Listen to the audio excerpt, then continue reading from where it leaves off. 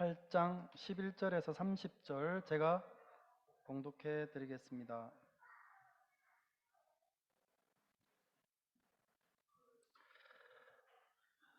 바리새인들이 나와서 예수를 힐난하며 그를 시험하여 하늘로부터 오는 표적을 구하거늘 예수께서 마음속으로 깊이 단식하시며 이르시되 어찌하여 이 세대가 표적을 구하느냐 내가 진실로 너희에게 이르노니 이 세대에 표적을 주지 아니하리라 하시고 그들을 떠나 다시 배에 올라 건너편으로 가시니라. 제자들이 떡 가져오기를 잊었음에 배에 떡 한 개밖에 그들에게 없더라.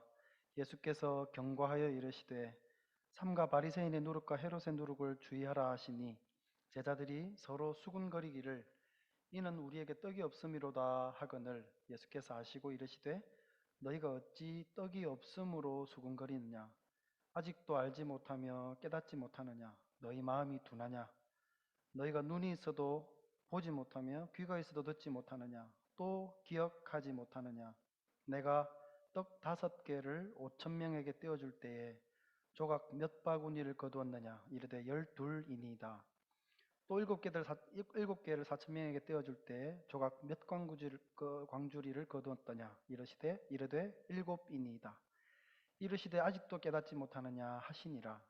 벳세다의 이름에 사람들이 맹인 한 사람을 데리고 예수께 나와 손대시기를 구하거늘 예수께서 맹인의 손을 붙잡으시고 마을 밖으로 데리고 나가사 눈에 침을 뱉으시며 그에게 안수하시고 무엇이 보이느냐 물으시니 쳐다보며 이르되 사람들이 보이나이다. 나무 같은 것들이 걸어가는 것을 보나이다 하거늘 이에 그 눈에 다시 안수하시매 그가 주목하여 보더니 나서 모든 것을 밝히 보는지라. 예수께서 그 사람을 집으로 보내시며 이르시되 마을에는 들어가지 말라 하시니라.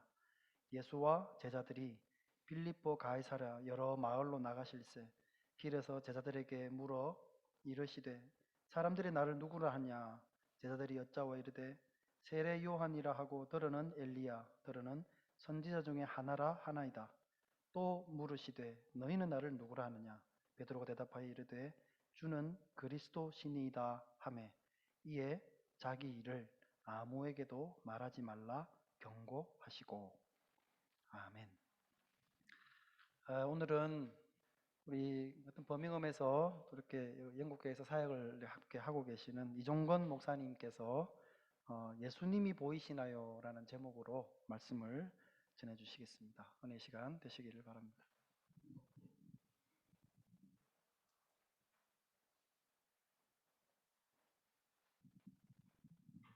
제가 키가 조금 크죠?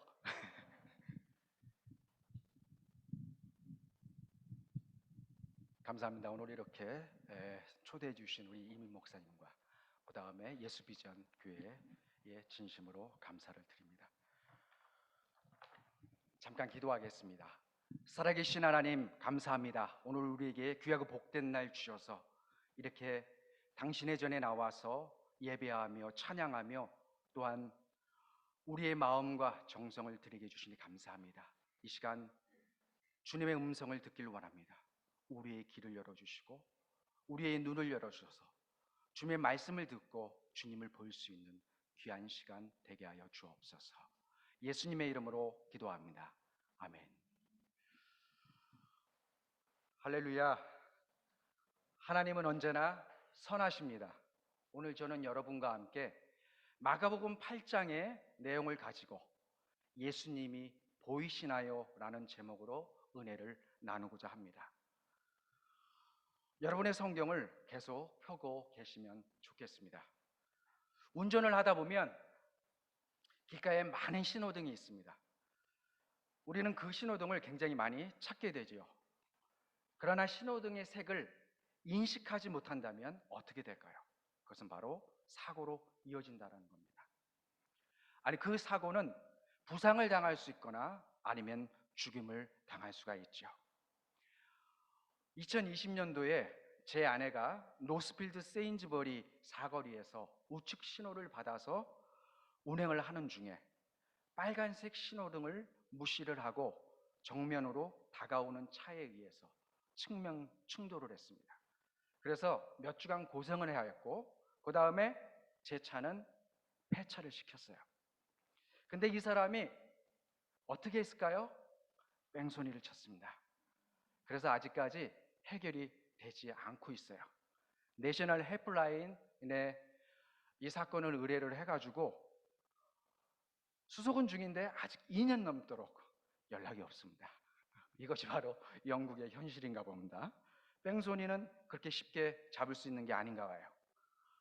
저 또한 작년 4월에 노스필드 쇼핑센터 앞에서 신호를 받고 서 있는데 뒤에서 제 차를 들이받았습니다. 그래서 범퍼가 손상되었어요.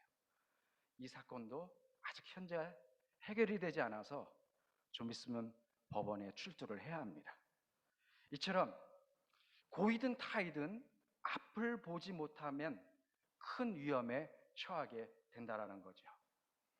2020년 3월 31일 기준으로 NHS 기록을 제가 살펴보니까 잉글랜드에 거주하는 시각장애인 및 부분 시각장애인들이 약 27만 6,690명이라고 기록되어 있습니다. 미래에 영국의 시각장애인 수는 더욱더 급격히 증가할 것으로 예상이 됩니다. 영국 인구가 고령화됨에 따라서, 그리고 우리가 나이가 들어감에 따라서 우리는 실명을 경험할 가능성이 더 높아진다는 사실이죠. 저도 이제는 책을 보려면 안경을 벗어야 돼요. 사실 죄송합니다.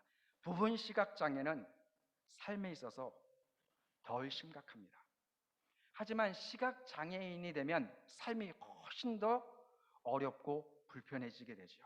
그러나 오늘 본문은 우리가 읽은 마가복음 8장의 내용들은 우리에게 있어서 가장 큰 위험이 바로 영적인 시각장애라고 우리에게 보여줍니다.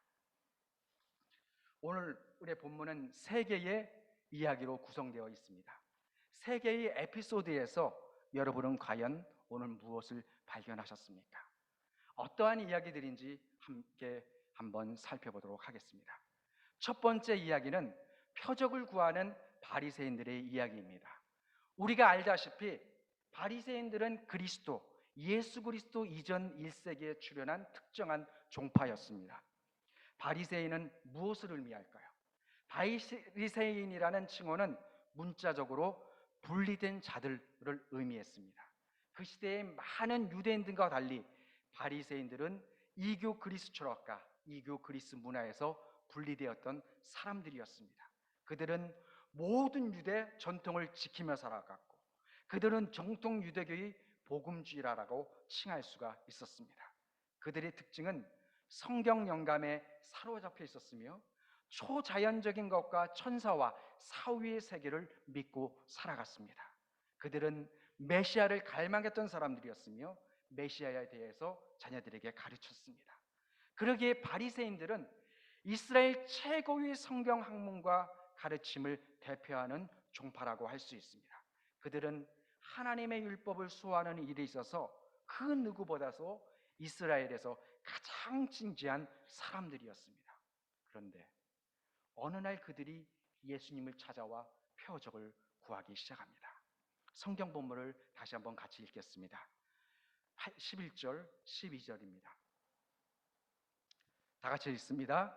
바리새인들이 나와서 예수를 힐난하며 그를 시험하여 하늘로부터 오는 표적을 구하거늘 예수께서 마음속으로 깊이 탄식하시며 이르시되 어찌하여 이 세대가 표적을 구하느냐 내가 진실로 너희에게 이르노니 이 세대에 표적을 주지 아니하리라 하시고, 바리새파 사람들이 와서 예수님과 논쟁을 하기 시작했다는 겁니다. 그들은 예수님을 시험하려고 하늘에서 오는 기적을 오늘 요구하게 됩니다. 그래서 예수님은 마음속 깊이 탄식하시면서 왜 이 세대가 기적을 요구하는가? 내가 분명히 말하지만 이 세대의 그런 기적은 보여주지 않겠다라고 예수님은 말씀하셨어요. 바리새인들은 예수님을 시험하고 싶어서 자기들 앞에서 기적을 행하라고 요구하고 있습니다. 그들은 예수님이 그들의 기준에 맞는 메시아나 구세주처럼 보이지가 않았기 때문에 기분이 항상 상해 있었어요.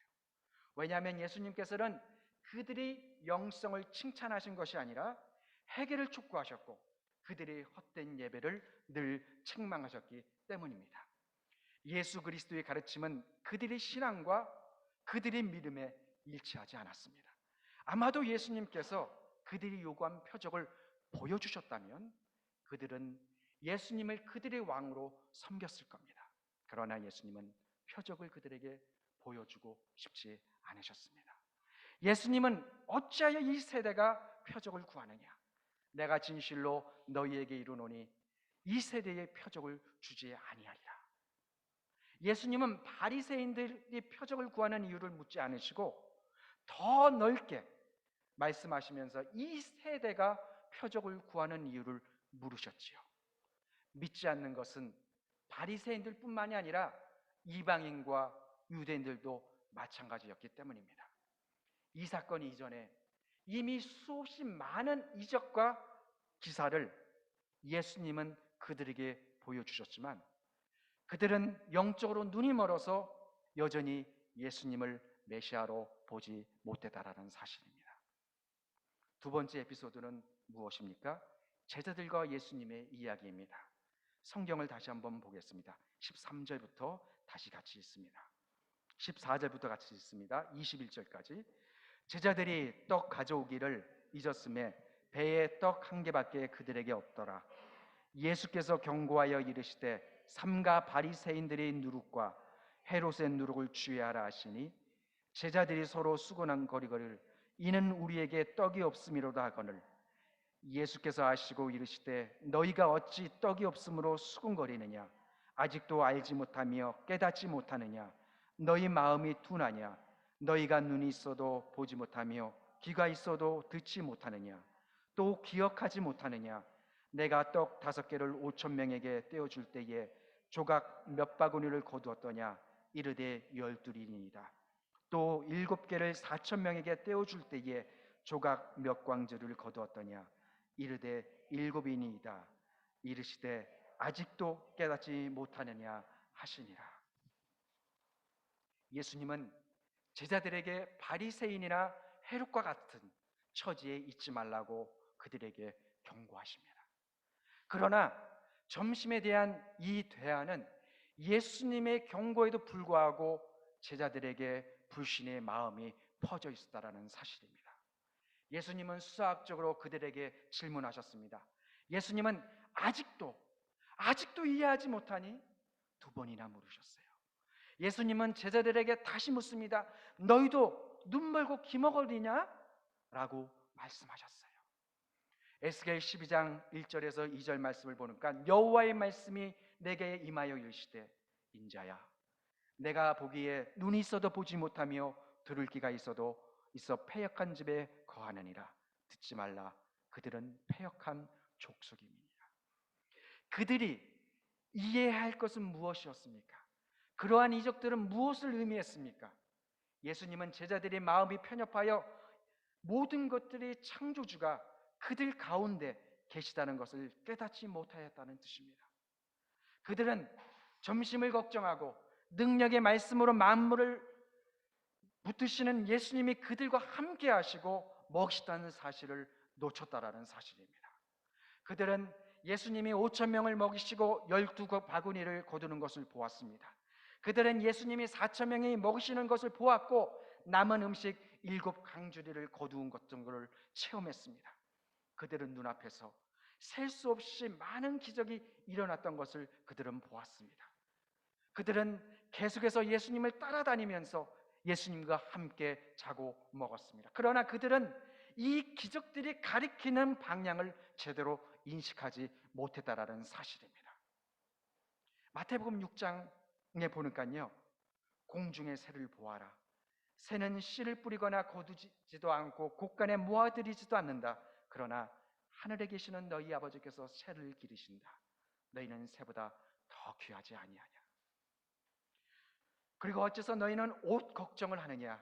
들의 백합화가 어떻게 자라는가 보아라. 그것은 수고도 하지 않고 옷감을 찌하지도 않는다.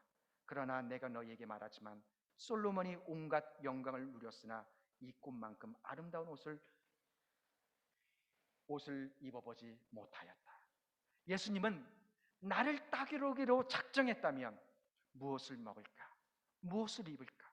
무엇을 마실까? 염려하지 말라고 말씀하셨습니다. 하나님께서 그 모든 것을 책임져 주신다는 것입니다. 왜냐하면 그분은 전능하신 하나님이시기 때문입니다. 우리의 모습은 어떠합니까? 지금 우리의 모습이 2000년 전의 제자의 모습은 아닙니까? 우리는 지금 우리가 직면하고 있는 문제들이 우리가 예수님을 신뢰하는 것을 멈추게 하는 것을 허용합니다. 우리는 그의 선하심에 의문을 제기하고 예수님은 왜 이 고통을 나에게서 없애지 않으십니까? 라고 물으며 예수님께 더 많은 표적과 기적을 지금도 구하고 있습니다. 요한복음 14장을 보면 예수님과 제자들이 대화하는 모습이 나옵니다. 예수님이 14장 6절에 이렇게 말씀하세요. 나는 길이요 진리요 생명이다. 나를 통하지 않고는 아무도 아버지께로 가지 못한다. 너희가 나를 알았다면 내 아버지도 알았을 것이다. 이제는 너희가 내 아버지를 알고 또 보았다. 이렇게 말씀하시니까 빌립이 예수님께 뭐라고 말을 하는지 아십니까? 주님, 아버지를 우리에게 보여주십시오. 그러면 더 이상 바랄 것이 없습니다. 하자 예수님이 이렇게 말씀하십니다. 빌립아, 내가 이렇게 오랫동안 너희와 함께 있었는데도 내가 나를 모르니?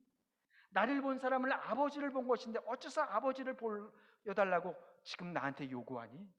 내가 너희에게 말하는 것은 내 마음대로 말한 것이 아니고 내 안에 계시는 아버지께서 말씀하신 것을 너희에게 말하는 것이다. 그리고 내가 아버지 안에 있고 아버지께서 내 안에 계시다고 말하는 나를 믿어라. 나를 믿지 못하겠거든 내가 하는 일을 보고 나를 믿어라. 내가 분명히 너희에게 말한다. 나를 믿는 사람은 내가 하는 일을 할 뿐만 아니라 이보다 더 큰 일도 할 것이다. 이것은 내가 아버지께로 가기 때문이다. 너희가 내 이름으로 무엇이든지 아버지께 구하면 내가 다 이루어지겠다. 라고 주님이 말씀하셨어요. 예수님이 말씀하십니다. 나는 곧 길이요 진리요 생명이다. 나로 말미암지 않고는 아버지께로 올 자가 없느니라.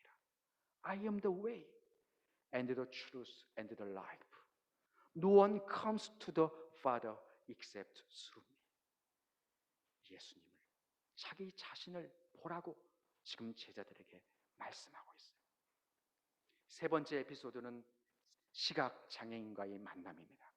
최근 저희 교회에 등록하신 성도님 중에 스테판이라는 분이 계십니다. 이분은 시각장애인이세요. 그래서 항상 교회에 올 때마다 인도교원과 함께 그리고 가슴에는 음성 정랑기를 가지고 다니십니다.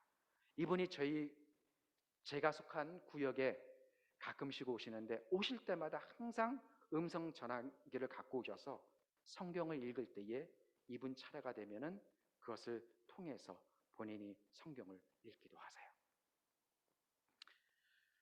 제가 설교 말씀을 준비를 하면서 네이버에서 이런 글을 발견을 했습니다. 어린이들에 대한 그런 동화 내용인 것 같습니다. 이야기 속 지혜 속이라는 시리즈에 눈으로 걷고 발로 걷고라는 제목의 글이 있습니다. 이 글은 착한 사람은 복을 받고 악한 사람은 벌을 받는다는 건성징악의 이야기예요. 옛날 어느 마을에 다리가 불편해 걷지 못하는 아저씨와 앞이 보이지 않는 아저씨가 함께 살았다고 합니다. 하루는 앞이 보이지 않는 아저씨가 집을 나섰다가 길을 잃고 말았습니다. 거기 누구 없어? 나 좀 도와주시오. 도움을 청하는 안진뱅이 아저씨의 말에 장님 아저씨가 나서 그의 발이 되어주기로 합니다. 안진뱅이 아저씨는 장님 아저씨의 눈이 되어주었고요. 그렇게 눈으로 걷고 발로 보며 서로 도와가며 살아가던 중 콩 한쪽도 나눠가며 사이좋게 지내던 이들의 앞에 커다란 황금덩이가 선물처럼 나타납니다. 게다가 둘이 나눠 가지기 아주 쉽게 그것은 반으로 나누어져 있었죠. 하지만 안진뱅이 아저씨와 장님 아저씨는 노력 없이 운으로 얻는 이 황금에 욕심을 내지 않고 더 필요한 사람에게 주기로 합니다. 물론 자신보다 어려운 사람을 생각하고 그들을 위해 기꺼이 재물을 내어준 이들에게 큰 복이 기다리고 있었던 건 당연한 결과였겠지요. 라는 그런 글이 있습니다. 한 명은 앞을 보지 못하고 한 명은 걷지 못하는 이 두 사람이 만나서 서로의 필요를 채워준다는 이야기죠. 육체적으로 또는 영적으로 눈먼 사람들에게 과연 어떤 희망이 있을까요? 성경을 다시 한번 읽습니다. 21절 그래서 26절입니다. 함께 읽습니다. 베세다의 이름에 사람들이 맹인 한 사람을 데리고 예수께 나와 손대시기를 구하거늘 예수께서 맹인의 손을 붙잡으시고 마을 밖으로 데리고 나가사 눈에 침을 뱉으시며 그에게 안수하시고 무엇이 보이느냐 물으시니 쳐다보며 이르되 사람들이 보이나이다. 나무 같은 것들이 걸어가는 것을 보나이다 하거늘 이에 그 눈에 다시 안수하심에 그가 주목하여 보더니 나아서 모든 것을 밝히 보는지라. 예수께서 그 사람을 집으로 보내시며 이르시되 마을에는 들어가자 말라 하시니라. 우리는 이 사건을 통해서 육체적으로 시각장애인이 치유되고 사람과 피부색과 아름다운 모습을 볼 수 있는 사람으로 변화되는 그런 장면을 지금 체험하게 됩니다. 예수님이 이 사람에게 하신 행동은 무엇인가요? 굉장히 심플한 거였어요. 그의 눈에 침을 뱉으시며 안수하셨습니다. 아마도 예수님은 이 시각장애인을 고치기 위해 아주 평범한 행동을 하신 것 같아요. 그러나 이것은 큰 기적을 이루었습니다. 이 사람은 육체적으로 눈을 뜨게 되었을 뿐만 아니라 훨씬 더 놀라운 영적인 실체를 그는 발견하게 되었다는 거죠. 예수님은 바리새인들 앞에서는 기적을 행하기를 거부하셨지만 예수님만의 영적인 눈을 뜨게 할 수 있는 구원자의 있음을 제자들과 또한 그들에게 보여주고 또한 우리에게 설명하기 위해서 눈먼 사람의 육신의 눈을 뜨게 하는 기적을 지금 행하셨다는 사실입니다. 우리는 지금까지 세 개의 에피소드를 살펴보았습니다. 첫 번째는 바리새인, 두 번째는 제자들과의 대화, 세 번째는 시각장애인의 눈을 뜨게 하는 그런 예수님의 모습이었습니다. 그리고 이제는 예수님께서 빌립보 가이사라 여러 마을로 가시는 길에서 제자들에게 지금 묻고 계십니다. 같이 한번 읽지요. 27절에서 29절입니다. 다 함께 읽습니다. 베드로와 제자들이 빌립보 가이사라 여러 마을로 나가실세 길에서 제자들에게 물어 이르시되 사람들이 나를 누구라고 하느냐. 제자들이 여호와와 이르되 세례 요한이라 하고 더러는 엘리야 더러는 선지자 중에 하나라 하나이다. 또 물으시되 너희는 나를 누구라 하느냐. 베드로가 대답하여 이르되 주는 그리스도이나 하매.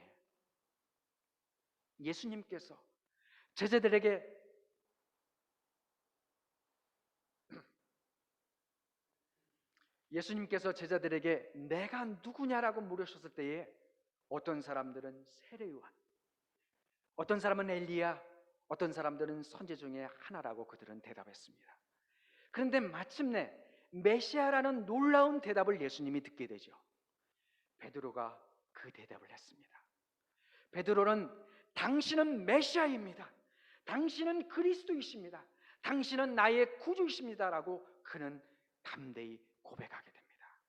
베드로는 이 대답을 어떻게 얻었습니까?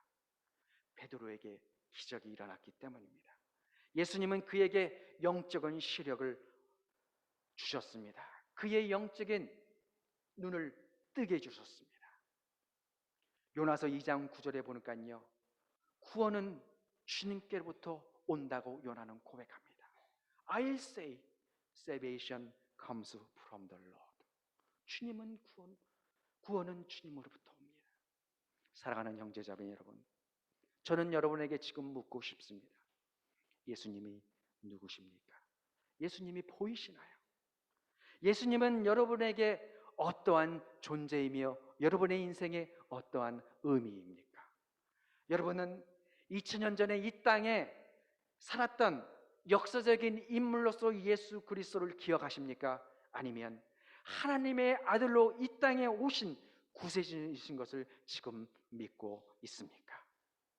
예수님은 사람의 모양으로 나타나셨으며 자기를 낮추시고 십자가에 달려 죽기까지 순종하셨습니다. 그러므로 하나님은 그분을 최고로 높여 모든 이름 위에 뛰어난 이름을 주셨을 뿐만 아니라 하늘과 땅과 땅 아래에 있는 자들 모든 예수님의 이름에 무릎을 꿇게 하시고 모든 사람이 예수 그리스도를 주님이라고 고백하며 하나님 아버지께 영광을 돌리게 하셨습니다. 그분이 바로 예수 그리스도이십니다. 사랑하는 성도 여러분, 여러분의 영적인 눈을 회복하시기 바랍니다. 당신을 위해 십자가에서 돌아가신 예수 그리스도를 바라보십시오. 날마다 그는 진정한 하나님이시며 메시아이심을 고백하십시오. 그분은 약속하신 구원자이신 뿐만 아니라 우리의 영원한 왕이십니다. 그러므로 더욱더 두렵고 떨리는 마음으로 여러분의 구원을 계속해서 이루어 가시기를 주님의 이름으로 축원합니다. 아멘. 기도하겠습니다. 살아계신 하나님 아버지, 감사합니다. 주님은 2000년 전에 이 땅에 오셔서 우리의 영혼의 눈을 밝히 보여주실 뿐만 아니라 우리가 주님을 아버지라고 고백할 수 있도록 우리를 은혜의 길로 열어주셨습니다. 주님 감사합니다. 예수님은 나의 주 나의 하나님이라고 믿고 이 시간 고백하길 원합니다. 주님, 우리 일생 다가도록 우리가 주님을 섬기게 하시고 주님을 믿고 주님을 따라가고 또한 우리의 예배 가운데 우리의 삶 가운데 살아계신 예수님을 날마다 고백하며 전하며 살아갈 수 있도록 우리의 신앙과 우리의 믿음을 붙잡아 주시길 원합니다. 주님, 날마다 주님을 보기를 원합니다. 날마다 주님의 음성을 듣기를 원합니다. 주님, 우리와 동행하여 주옵소서. 예수님의 이름으로 기도합니다. 아멘.